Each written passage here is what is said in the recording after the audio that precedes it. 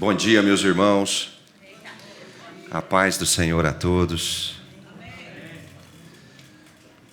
Vocês vão ter que ter um pouquinho de paciência com a minha voz hoje, mas eu não estou assim por causa do Botafogo. É só um resfriado mesmo. Meus irmãos, nós tivemos na última semana o nosso encontro nacional do Ministério Grão de Mostarda. E foi uma bênção. Meus irmãos, no encontro nacional,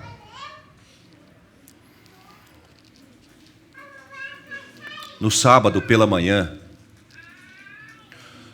eu ministrei uma palavra sobre as características de um povo que reconstrói, falando de Neemias, capítulo 2. Quem se lembra da mensagem? Está no verso, podem abrir suas Bíblias. Ou Esther, melhor, coloca na TV para mim, por favor. Neemias 2,17, vamos relembrar o versículo que foi ministrado no encontro.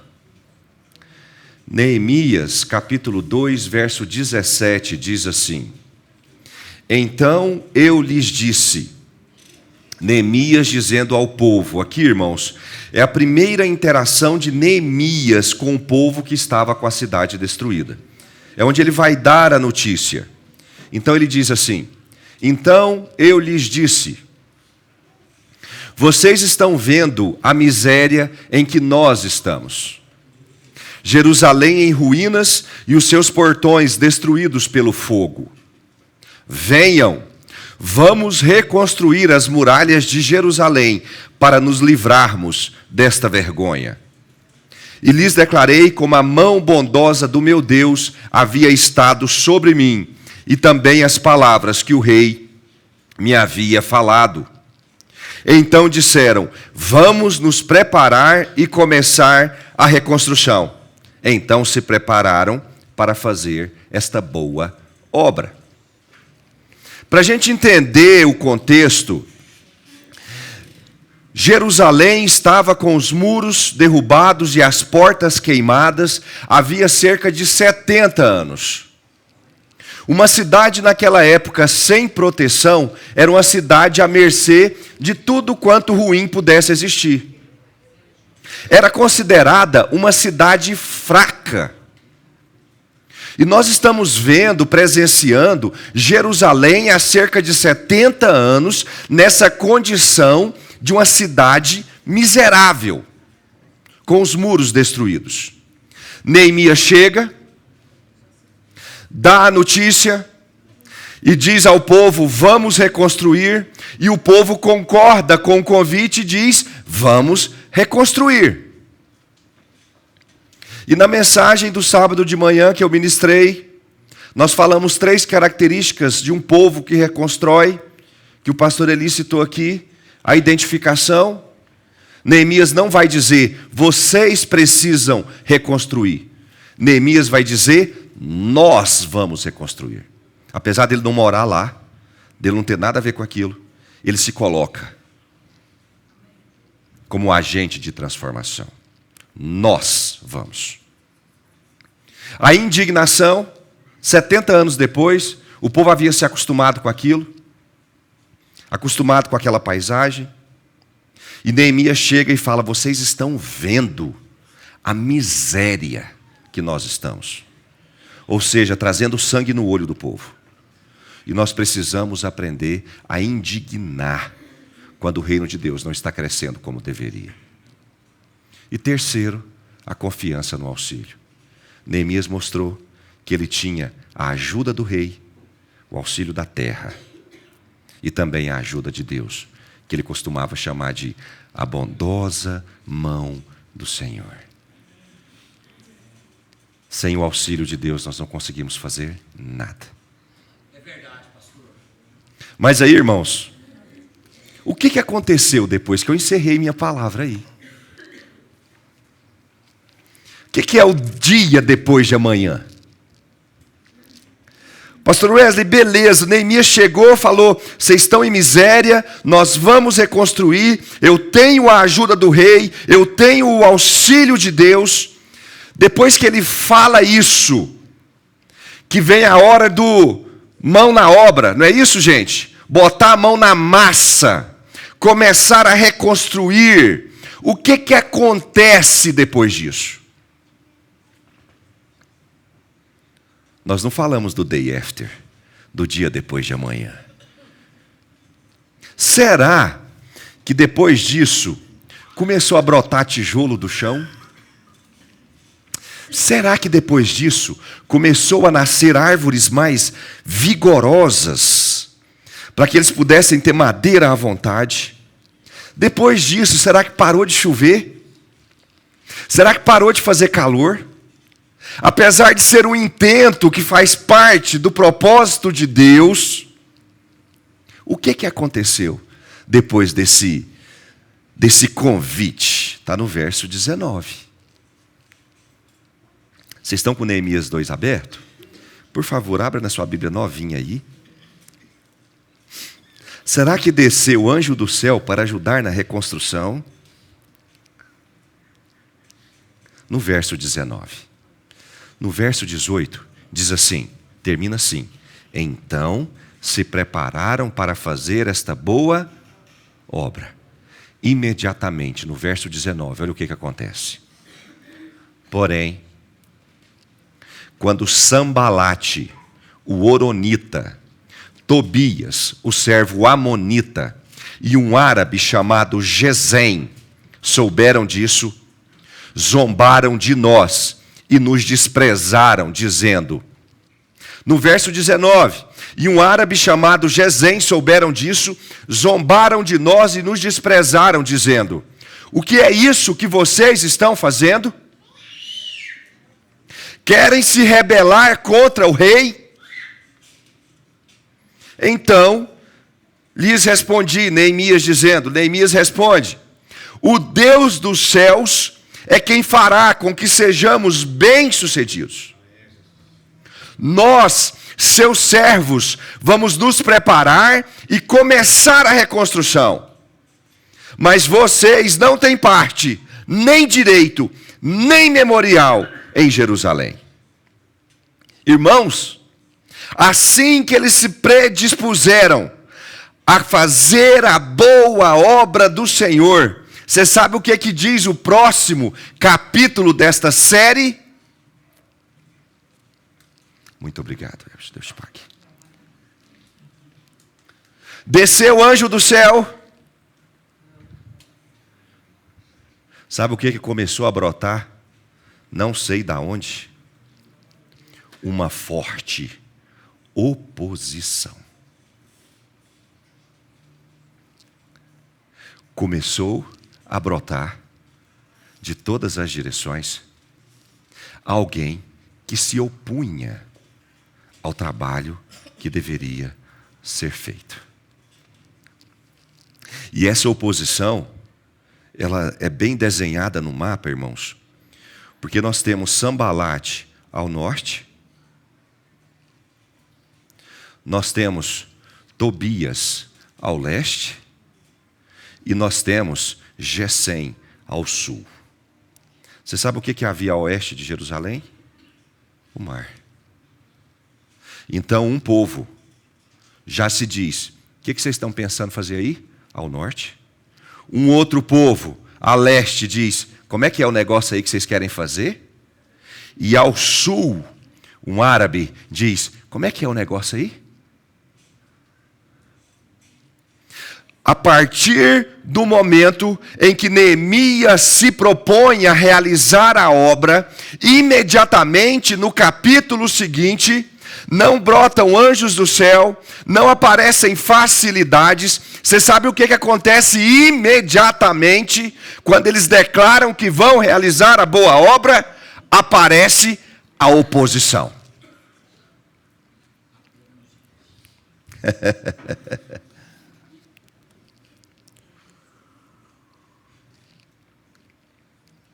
O povo estava pronto para começar.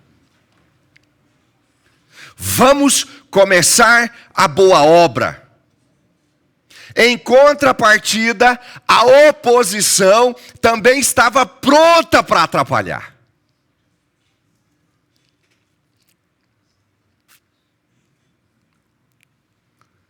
Esta é uma imagem clara do que acontece quando nós decidimos cumprir um propósito.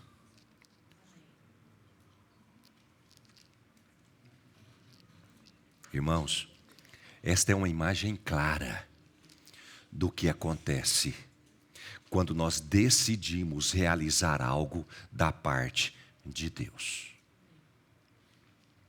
E você sabe onde é que começa uma confusão aqui?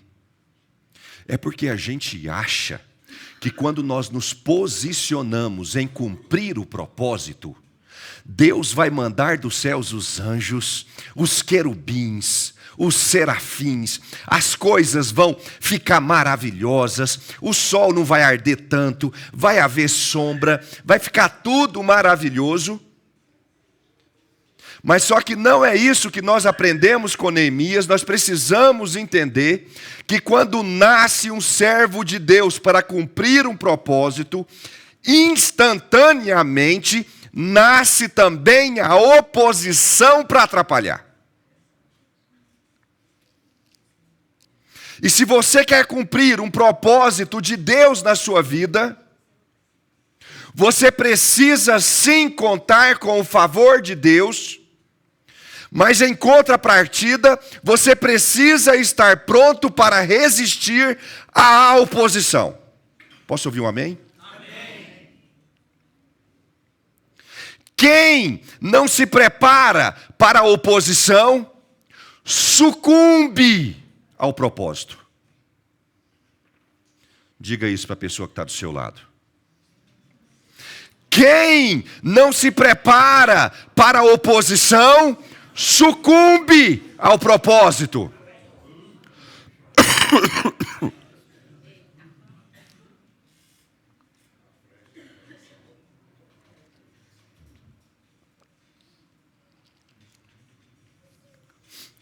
Creio que isso não é diferente com cada um de nós. Irmãos, basta propormos realizar algo para Deus, né, Jim? Alguma vez você teve pedra nos rins?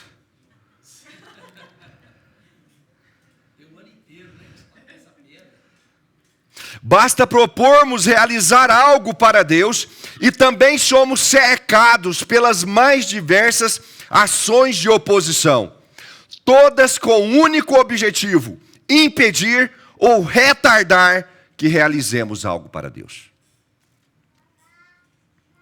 E eu, pessoalmente, gosto de pensar nessa rede de oposição sobre uma estrutura de 3 pontos. Ao norte, o diabo. Primeiro ponto de oposição que você vai precisar se preparar para enfrentar. A leste, você mesmo. Um ponto de oposição que você vai precisar se preparar para enfrentar. E ao sul, os seus relacionamentos, as pessoas próximas de você. Outro forte ponto de oposição que você vai precisar se preparar para enfrentar. Então, do mesmo jeito que Neemias tinha Sambalate, Tobias e Gesem como opositores à boa obra, nós também temos 3 opositores fortíssimos. Ao norte, o diabo, a leste, nós mesmos, e ao sul, os nossos relacionamentos. Mas vamos por partes. Vamos para o norte. Quem é o inimigo das nossas almas? Vocês estão devagar hoje, hein? Por causa da minha voz. Quem é o inimigo das nossas almas? Diabo, antiga serpente. Irmãos, se o diabo já não te deixa quieto quando você está sem fazer nada, imagina quando você se propõe a realizar algo para Deus. Irmão, se o diabo não te dá sossego quando você está improdutivo, infrutífero, imagina como ele fica quando você resolve ser frutífero. uma coisa que nós precisamos nos preparar.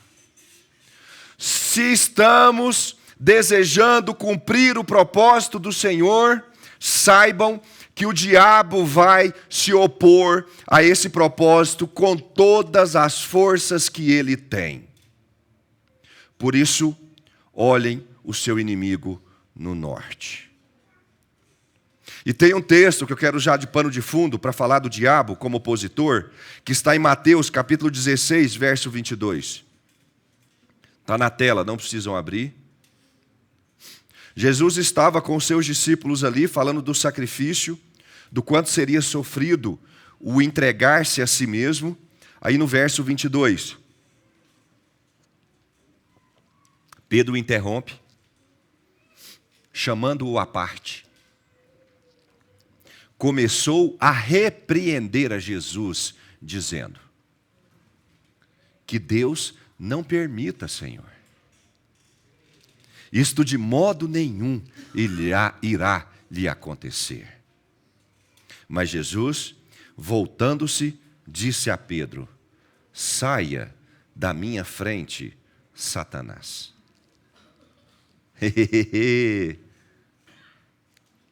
Você é para mim? Você é para mim? O que é pedra de tropeço? Lá no Goiás, nós chamamos de quina de trupicar. É a quina que você trupica. Ou seja, se você está indo em direção a algo, o que é uma pedra de tropeço? Aquilo que te...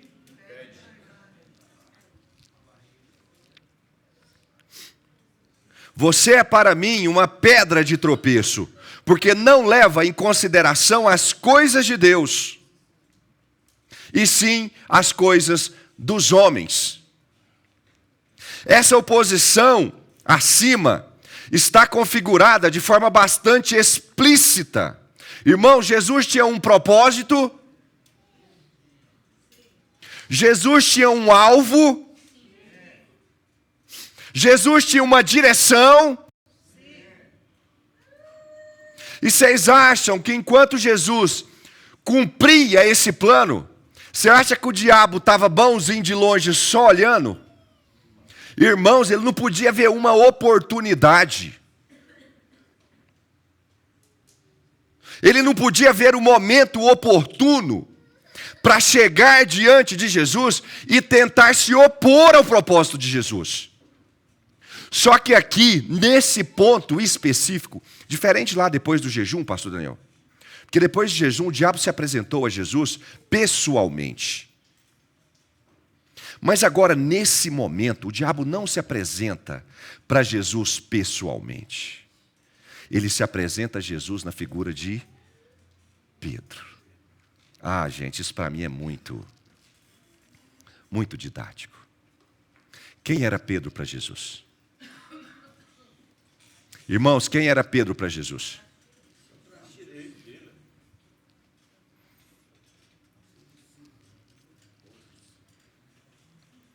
O diabo, na figura de alguém de confiança, se aproxima de Jesus e usa indevidamente o nome de Deus. Olha que sujo!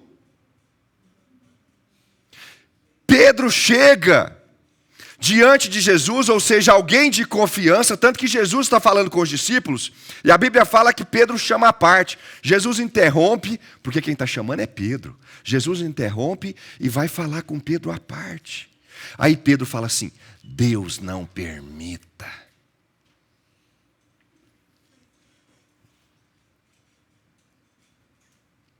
A principal especialidade do diabo é a mentira e o engano. Ele é o pai de quê? Ele vai usar artifícios sustentados pela mentira. Irmãos, o diabo sabe que uma vez que uma pessoa recebe um propósito, é muito difícil retirar esse propósito dessa pessoa. E para que ele retire o propósito e seja o obstáculo, o opositor eficiente, ele vai usar estruturas da própria igreja. para convencer a você de deixar ou de abandonar o seu propósito. Nós precisamos entender aqui o que Jesus está fazendo, o que o diabo está fazendo com Pedro com relação a Jesus. Irmãos, ele está utilizando da igreja. Ele não pegou alguém de fora. Ele pegou de dentro. E aí ele pega Pedro, bota de frente com Jesus e fala para Pedro assim, Pedro, fala para ele, Deus não permita. Qual que é a linguagem que Pedro está usando? É a linguagem do inferno. Irmãos, Pedro está usando a linguagem do inferno? Ei, gente, mas o diabo é astuto, né? O diabo é astuto, né? Ele pega Pedro, o braço direito, e faz Pedro falar a linguagem do céu. Me assusta muito o fato de uma estrutura interna, sendo Pedro, discípulo, o braço direito de Jesus, ser usada pelo diabo para trazer engano, utilizando ainda o nome de Deus no processo. Isso nos mostra que precisamos estar prontos para enfrentar a oposição ao chamado, vindas de Satanás, originadas em estruturas que consideramos isentas. Em outras palavras, a igreja. Já vi propósitos de Deus serem interrompidos por pura falta de discernimento espiritual da oposição dentro da igreja. Gente que vivia o propósito de forma maravilhosa, gente que estava convicto do seu chamado em Deus, mas aí acontece algo difícil dentro da igreja. Uma palavra dura, uma crítica fora de hora, um olhar indevido. E aí, por isso ter acontecido dentro da igreja, a pessoa se sente absolutamente machucada, ferida, desmotivada, e ela simplesmente abandona o propósito. Quem conhece gente assim, por favor, levante a mão. Gente que diz, eu fui ferido dentro da igreja. Vocês conhecem gente assim? Irmãos, o diabo é muito sujo. O diabo é muito sujo. E não se engane, se ele se sentiu liberdade a falar através de Pedro, na presença de Jesus, ele também vai se sentir na liberdade para falar de outras pessoas, da parte dele, para machucar e ferir o seu coração. Mas o Espírito Santo está aqui hoje para te dizer, resista ao diabo e cumpra o seu propósito. Aleluia, é isso mesmo. O que Jesus disse para Pedro naquele dia é muito forte, não é só uma questão física. Jesus disse para Pedro, saia da minha frente. Saia da minha frente. E eu quero usar essa mesma expressão, a mesma estratégia de Jesus naquele dia, para nos opormos ao nosso inimigo ao norte. Se teve alguma palavra dura que te machucou, você já ouviu algo duro dentro da igreja? Você já foi excluído? Quem aqui já foi excluído dentro da igreja? Só eu, gente, tem essas feiuras? Quem aqui, às vezes fala a palavra excluído, não é boa, né? Vou usar uma melhor. Enxotado. Escorraçado. Mais suave, que fica mais comum. Mais suave. Qual é a mais suave? Preterido. Alguma vez você já foi preterido dentro da igreja? Sim. Alguma vez alguém já te criticou de forma forte por algo que você estava realizando? Alguma vez você esperava muito um reconhecimento, e esse reconhecimento não veio, e isso frustrou o propósito de Deus no seu coração? Pois eu quero que você chegue diante dessas palavras, ações e momentos hoje e diga a elas: saiam da minha frente, porque eu preciso cumprir o meu propósito.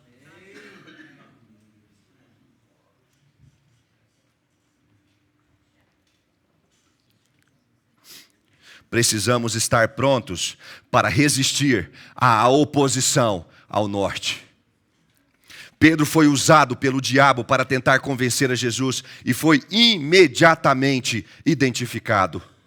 Não podemos permitir ainda que sejam pessoas de dentro, que nosso propósito diante de Deus seja atingido. Tiago, capítulo 4, verso 7, diz assim: portanto, façam o que, meus irmãos?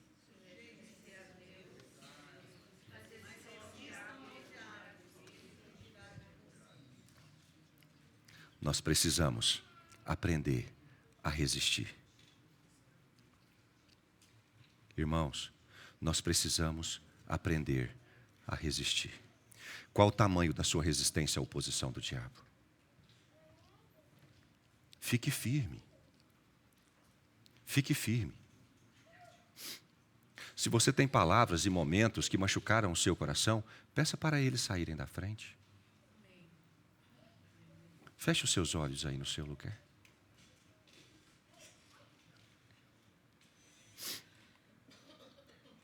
Senhor Jesus, Pai, eu coloco a Tua igreja na Tua presença nessa manhã. Pai, nós que por muito tempo não entendemos bem a oposição às nossas vidas vindas através do diabo. Pai, e como ele é sorrateiro. Pai, como ele é covarde.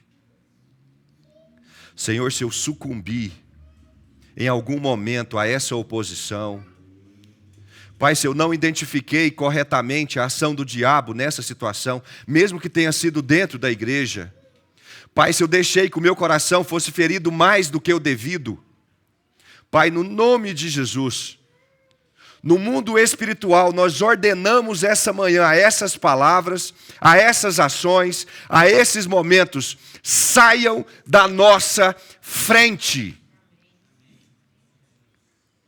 Nós não permitiremos que o diabo nos pare diante do propósito que o Senhor tem para nós. Pai, se o meu coração foi ferido em algum momento, se eu me senti preterido em algum momento, se eu me senti esquecido, desvalorizado, desonrado, Pai, em nome de Jesus, eu não permitirei que essa cilada me tire do meu propósito. Eu estou pronto para retomar o meu caminho ao Senhor. Pai, eu não cairei diante desse inimigo, em nome de Jesus. Em nome de Jesus. Quem concorda com essa oração, diga amém. Amém. Resistam ao inimigo ao norte. Segundo, irmãos, nós temos Tobias ao leste. Norte, leste. Como uma imagem refletida no espelho. Uma forte oposição que nós enfrentamos para lidar com o propósito diz respeito, sabe a quem? Você já ouviu falar alguém que é inimigo de si mesmo? Vocês conhecem casos de pessoas que são inimigas de si próprias?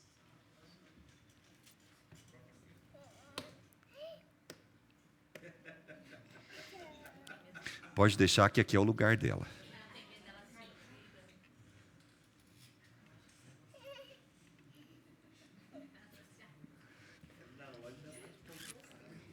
Linda demais. O altar é o seu lugar, meu amor. Mais do que o meu.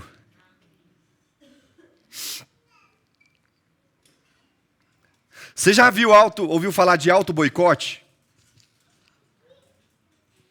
Êxodo capítulo 3, verso 11. Está na tela.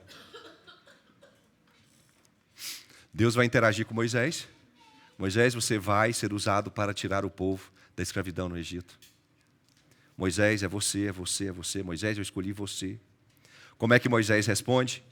Então Moisés perguntou a Deus: quem sou?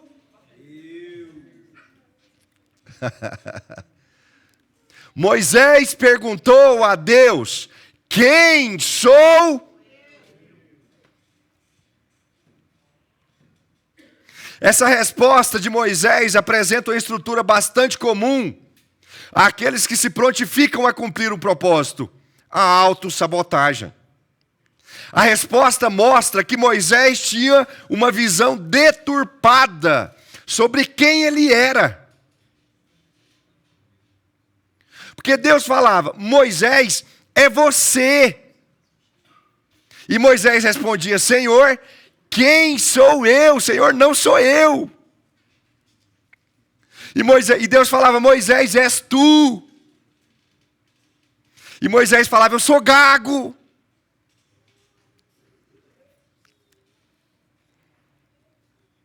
Gente, a resistência de Moisés foi tão grande. Eu penso que Deus teve muita paciência com Moisés. Muita paciência. Porque no final, Deus abre uma exceção. Que Moisés não queria ir. Aí Deus fala para Moisés: então levarão seu irmão. Aí quando fala que ele não vai mais sozinho, ele fala: então eu vou. Neste aspecto, a oposição principal a Moisés não dizia respeito aos egípcios ou ao povo de Israel. Seu opositor, o principal opositor para Moisés cumprir o propósito, se chamava Moisés.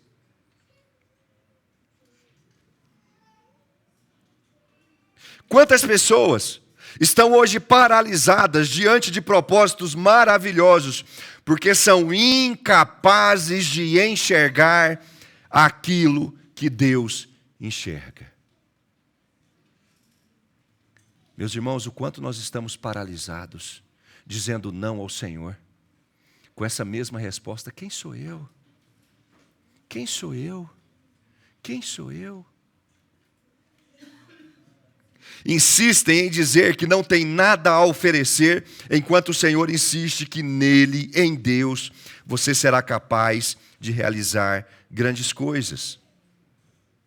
Quantas pessoas vivem enganadas por quem elas são? Quantas pessoas acham que não podem realizar nada para Deus, porque não são dignas, preparadas, capazes o suficiente? Irmão, até quando você vai se auto-sabotar no cumprimento do propósito? Se Deus está te chamando para realizar algo, se Deus está colocando diante de você uma missão a ser cumprida, por que que você resiste em falar que não dá conta? Nós precisamos enfrentar o nosso opositor a leste. Nós precisamos mudar o nosso discurso. Nós precisamos resistir ao obstáculo que se põe no espelho.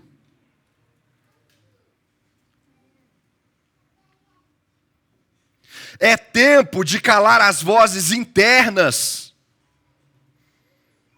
e anular essa oposição a leste. Irmãos, deixa o chamado do Senhor ecoar na sua mente e no seu coração. Por você, realmente você não pode fazer nada, mas em Jesus nós somos mais do que vencedores. Só que você só vai vencer no dia que você estiver disposto a lutar. Tem gente que está convencido por si mesmo que não é capaz de fazer nada.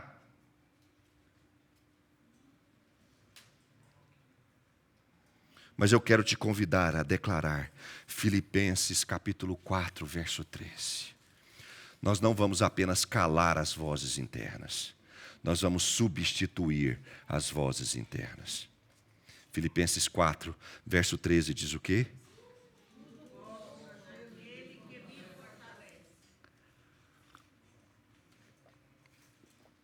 Está fraco. Quando a sua voz interna, a sua oposição disser, você não pode, você não é capaz, você não dá conta, o que é para você declarar? Tudo posso naquele que me fortalece. Diga para o irmão que está do seu lado, você pode tudo. Irmão, cale essa voz interna que fala que você não pode e declare o poder de Deus na sua vida. Eu posso, eu posso, eu posso, porque o Senhor é comigo e eu posso tudo naquele que me fortalece. Para de ficar dizendo não para o Senhor. Quem sou eu? Nós podemos, naquele que nos fortalece. Amém, meus irmãos? Amém. E por fim, o mais difícil, os nossos inimigos ao sul, que são os nossos relacionamentos, aqueles que andam conosco. Mateus 10, verso 37, Jesus dá uma dura palavra, está na tela, que diz assim: quem ama o seu pai ou a sua mãe mais do que ama a mim, não é digno de mim. Quem ama o seu filho ou a sua filha mais do que a mim, não é digno de mim. E quem não toma a sua cruz e vem após mim, não é digno de mim. Quem acha a sua vida, a perderá. E quem perde a vida por minha causa, esse a achará. Irmãos, o nosso inimigo ao sul, inimigo não, a nossa oposição ao sul, diz respeito aos relacionamentos mais íntimos que nós temos.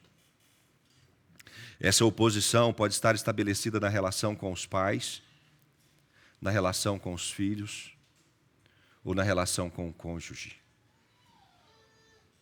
Trata-se dos baldes de água fria relacionais que são jogados nos propósitos.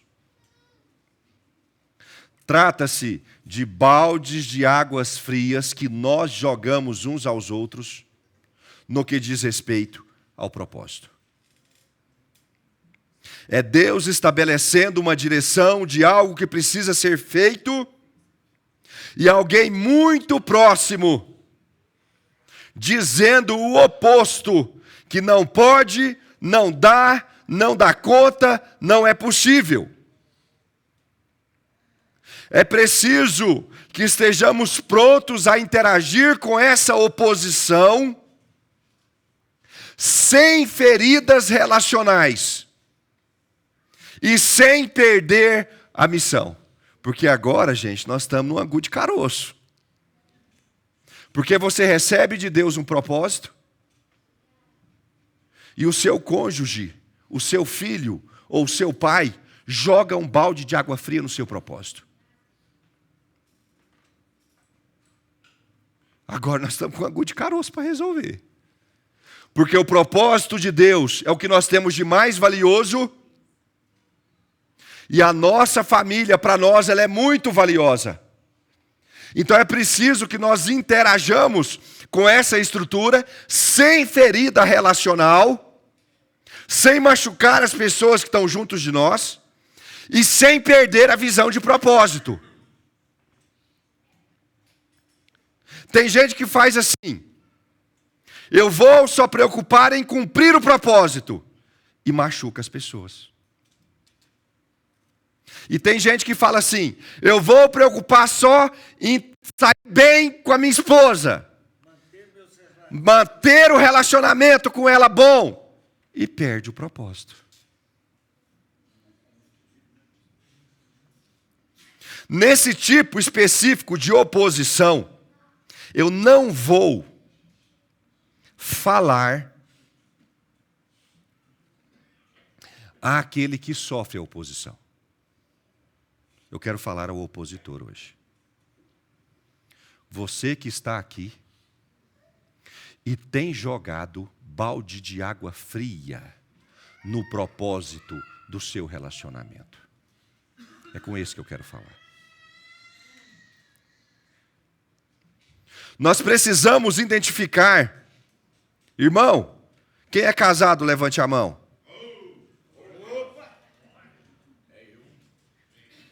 Nós precisamos identificar se nós temos sido apoiadores do propósito do nosso cônjuge ou se nós temos sido bloqueadores do propósito do nosso cônjuge.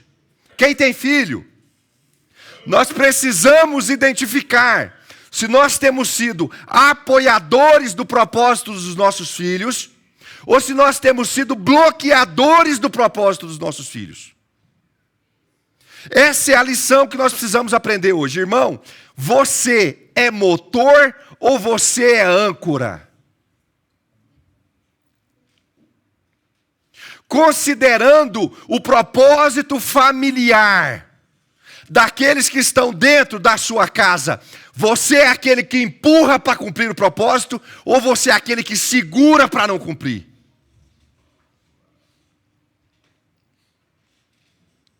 O quão comprometido você está no propósito do seu cônjuge e dos seus filhos? Você é um apoiador ou você é um bloqueador? Deixa eu contar uma história recente de bastidor aqui. O pastor Daniel só me coloca em fria.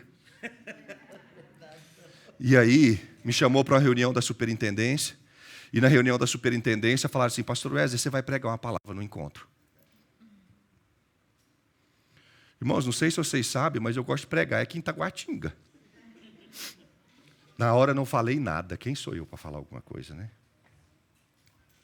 Não falei nada. Cheguei em casa. Sabe aquele dia que você está assim? Bravo.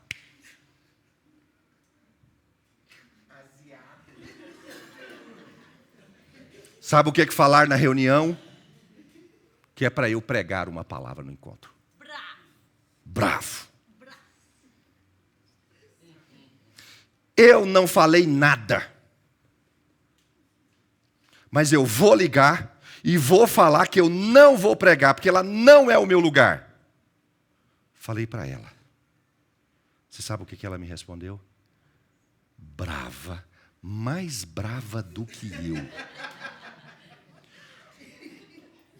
Você vai sim, porque isso faz parte do seu chamado. Aleluia! Vem, Fernando!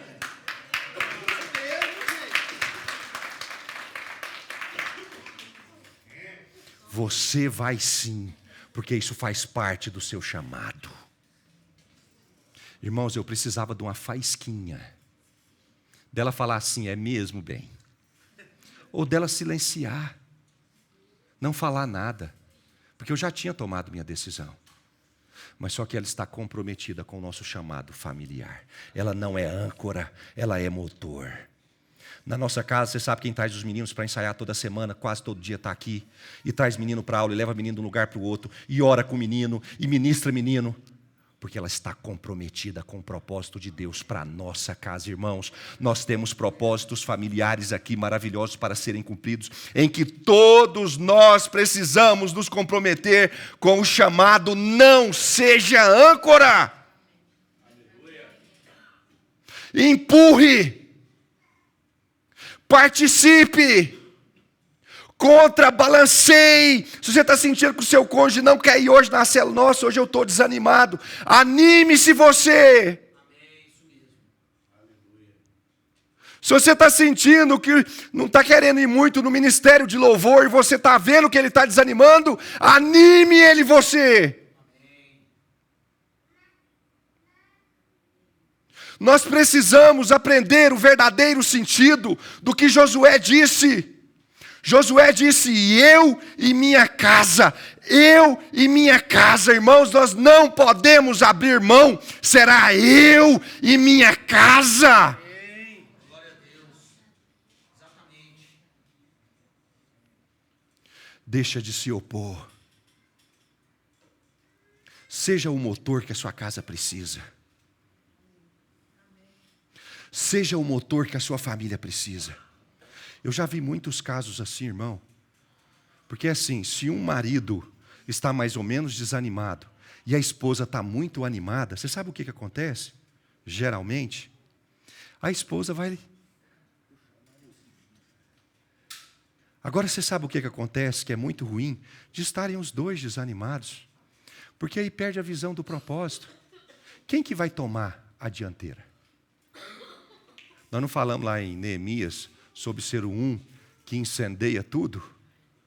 Quem que vai dentro da casa tomar essa dianteira de incendiar a família para cumprimento do propósito? Se estão os dois down, baixo, com ânimo baixo, alguém precisa tomar uma posição.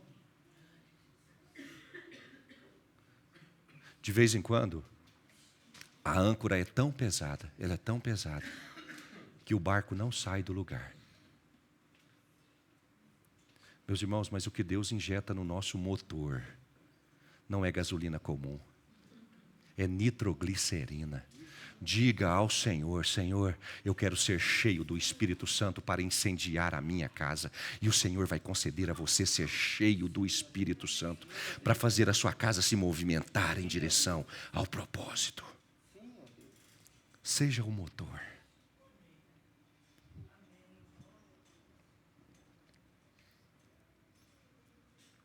Precisamos nos posicionar como família a favor da corrente.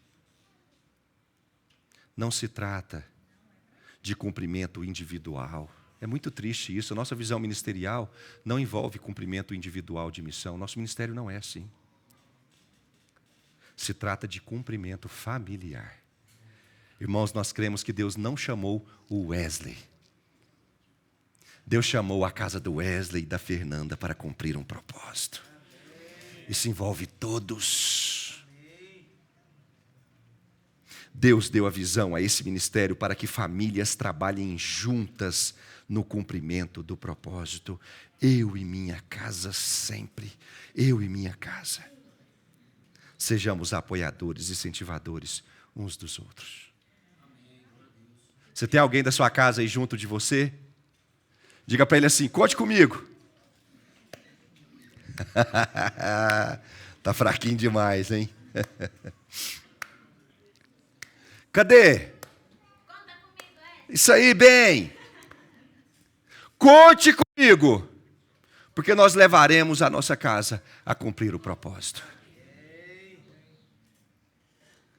Nós tínhamos Sambalate ao norte, nós tínhamos Tobias ao leste e nós tínhamos Gesem ao sul.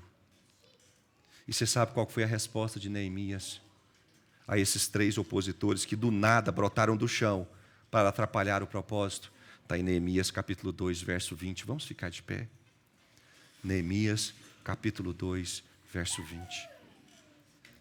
Neemias capítulo 2, verso 20 diz assim: então lhes respondi. Você sabe quem Neemias está respondendo? Você sabe quem? Vamos ler o 19? Não precisa não, né? Nós também. Quem Neemias... Vestibular para entrar no céu. No capítulo 20 de Neemias 2, diz assim: então lhes respondi. Quem Neemias está respondendo? Aos opositores. A Sambalate, a Tobias e a Gesem. Então lhes respondi: o Deus dos céus é quem fará com que sejamos bem-sucedidos.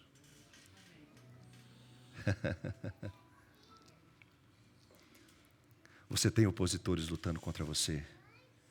Quer seja o diabo, quer seja você mesmo, ou quer seja seus relacionamentos. Você tem opositores lutando contra o propósito de Deus na sua vida.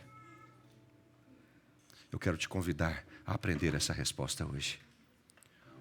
O Deus dos céus é quem fará com que sejamos bem-sucedidos. Nós, seus servos, vamos nos preparar e começar a reconstrução. Irmãos, se preparem para a oposição.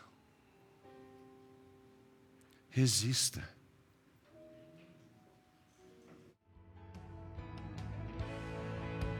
Anjos te louvam,